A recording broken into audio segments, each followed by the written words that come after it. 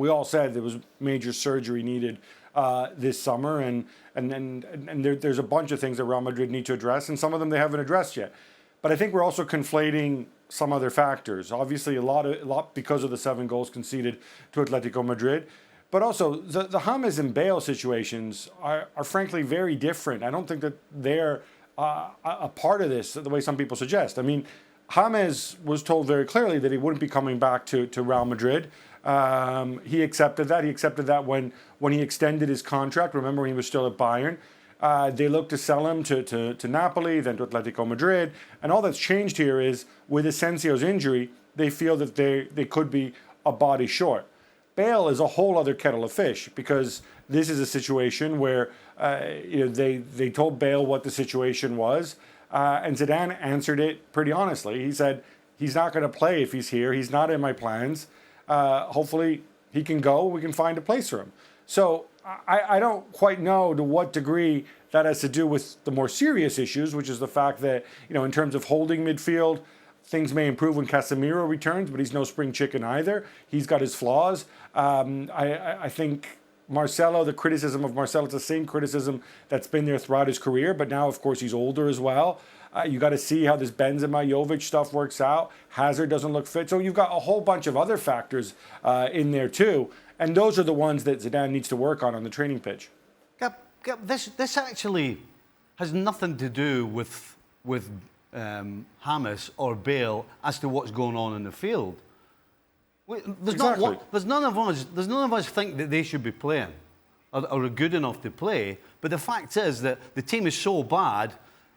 And what makes it worse for Zidane is that you've got Perez now dictating to him what's happening with the likes of Bale and with the likes of James, which has got nothing to do with what's happening on the field. All it does is it doubles up the pressure on Zidane. And so not only has he got to try and fix what's going on in the field, now he's got a problem with the guy upstairs. Well, but Stevie, I mean, this is what happens when you're the Real Madrid manager.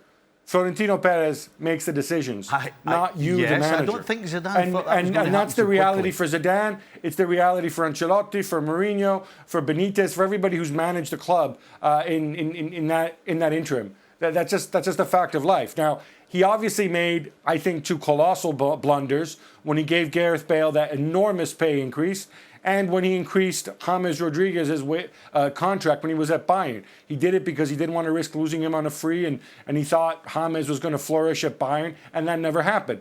Those are 2 big mistakes that the club made that were not down to whoever was managing the team at the time. But Gab, and now Zidane is paying for those mistakes. But Gab, you mentioned Mourinho and Ancelotti. Zidane, of course, this is his second time around.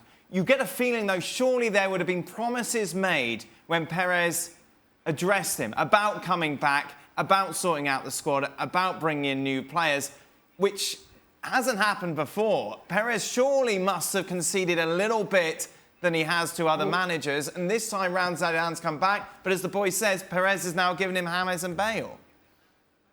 Well, he hasn't given them. They were already there. I mean, Zidane's not an idiot. There must have been a conversation before Zidane came back.